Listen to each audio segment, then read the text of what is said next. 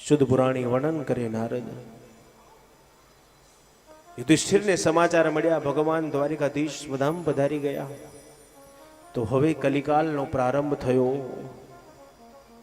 કલિકાલને કેટલા વર્ષ થયા? કળિયુગના કેટલા વર્ષ તમે ભોગવ્યા? બોલો, આપણે કેટલા વર્ષ ભોગવ્યા? તો જે દિવસથી ભગવાન દ્વારિકાધીશ સ્વધામ પધાર્યા ત્યારથી કલિકાલનો પ્રારંભ થયો. તો ભગવાન દ્વારિકાધીશને સ્વધામ પધારે કેટલા વર્ષ થયા? 5200 વર્ષ કરતા પણ વધારે થયા. તો કલિકાલના 5200 થી વધારે વર્ષ આપણે ભોગવ્યા. ભલે છાપાવાળા સાયન્સ એમ કહેતું હોય કે પ્રલય થશે, પ્રલય થશે, પ્રલય થશે, પણ હજુ પ્રલય થવાનો નથી. પ્રલય નહીં થાય. હમણાં થોડા વર્ષો પહેલા બહુ જ છાપામાં અને ટીવી ચેનલોમાં ને બધું બહુ ચગાયું હતું. 2012માં પૃથ્વીનો પ્રલય થઈ જશે, બધા ડૂબી જશે, બધા મરી જશે. બોલો, 2012ની 2026 આવી, કોનો વાળ વાંકો થયો? પ્રલય ન થાય. પ્રલય ક્યારે થાય? જ્યારે કલિકાલ પોતાનું આયુષ પૂરું કરે તો પ્રલય થાય, બાકી પ્રલય ન થાય.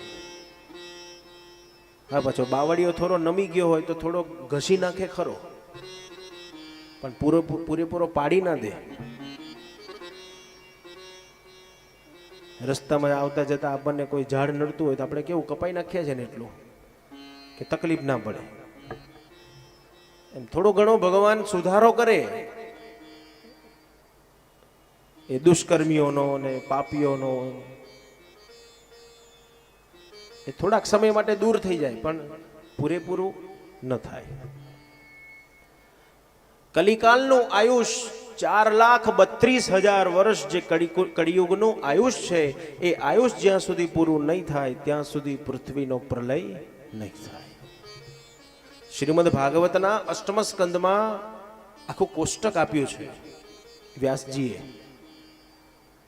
બ્રહ્માનું કેટલું આયુષ, કલિકાલનું કેટલું આયુષ, દ્વાપરયુગનું કેટલું આયુષ, ત્રેતાયુગનું કેટલું આયુષ, કલિકાલનું સતયુગનું કેટલું આયુષ, શાસ્ત્રએ આખું કોષ્ટક આપ્યું છે.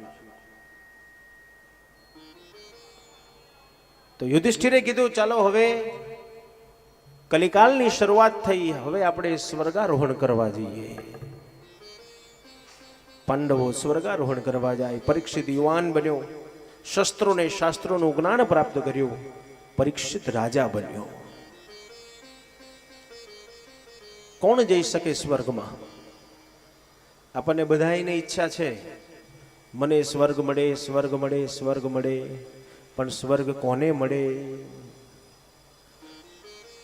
વૈકુંઠમાં જવાની ઈચ્છા આપણને બધાયને છે, પણ વૈકુંઠમાં જતા પહેલા એક વખત શ્રીમદ ભગવદ્ ગીતા વાંચીને જજો. ભગવાન ગીતાજીમાં બોલ્યા છે, ક્ષીણે પુણ્યે મૂર્તલોકમ વિશંતિ. સ્વર્ગમાં જવું હોય તો વૈકુંઠમાં રૂપિયા જોઈએ તો વૈકુંઠમાં જવાય, નહીં તો ના જવાય. કયા રૂપિયા જોઈએ? કાગળના નહીં હો, ત્યાં કાગળના રૂપિયા નથી ચાલતા.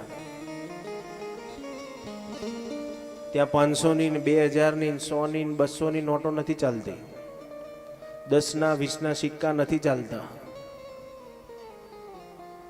પણ ત્યાં રૂપિયા જોઈશે ખરા, પણ કયા રૂપિયા જોઈશે? તો ભગવત નામ સ્મરણ રૂપી રૂપિયા જોઈશે. જેની જોડે ભગવત નામ સ્મરણની સંપત્તિ છે એ જ વૈકુંઠમાં જઈ શકશે, બાકી નહીં જઈ શકાય. આપણે તો પરાણે પરાણે ધક્કા મારીએ છીએ, જાઓ જાઓ જાઓ. આપણે તો ટપાલો લખી દઈએ ને, ફલાણા આ લોકમાં ગયા, આ લોકમાં ગયા, આ લોકમાં ગયા. આપણે મોકલી તો દીધા વૈકુંઠમાં, પણ વૈકુંઠમાંથી હજુ એમના ટપાલનો જવાબ આવ્યો નથી.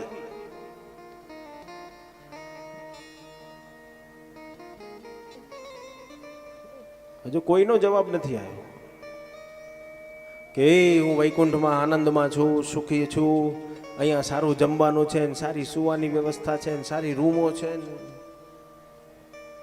જો ટપાલનો આપણી ટપાલનો જવાબ પાછો આવી જાય તો બોલો આપણે તરત જ બીજી મિનિટે આપણું બુકિંગ થઈ કરાવી દઈએ ને. એ તારી બાજુનો પલંગ ખાલી રાખજો, હું તારી પાછળ પાછળ હું આવું છું એમ. કોણ જઈ શકે? તો જેની પાસે ભગવત નામ સ્મરણની મૂડી છે એ જ જઈ શકે સ્વર્ગમાં.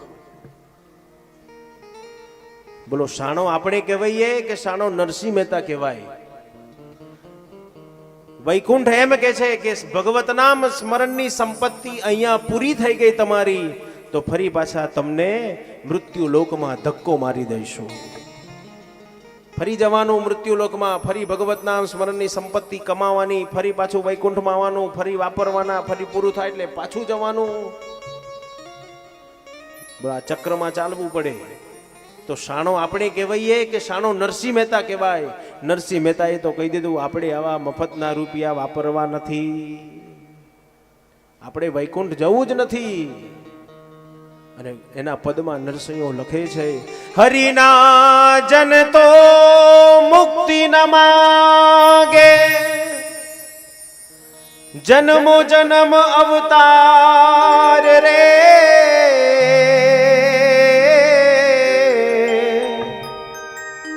હરિના જન તો મુક્તિ ન માગે, જન્મો જન્મ અવતાર રે.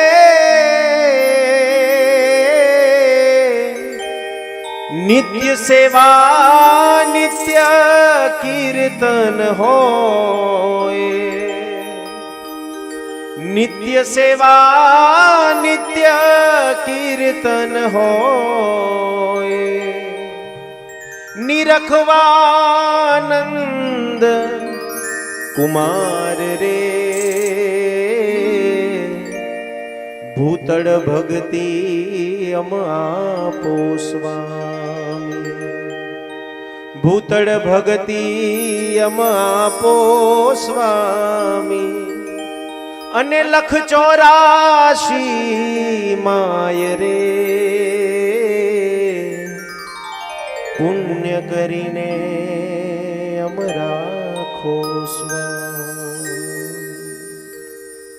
નરસિંહો કહે છે અમારે વૈકુંઠ નથી જોઈતું, મફતના રૂપિયા નથી વાપરવા, અમારે વૈકુંઠ વાલું નહીં, અમને વાલું વ્રજધામ નિજ અચ્છવ નિજ ગુણગાન.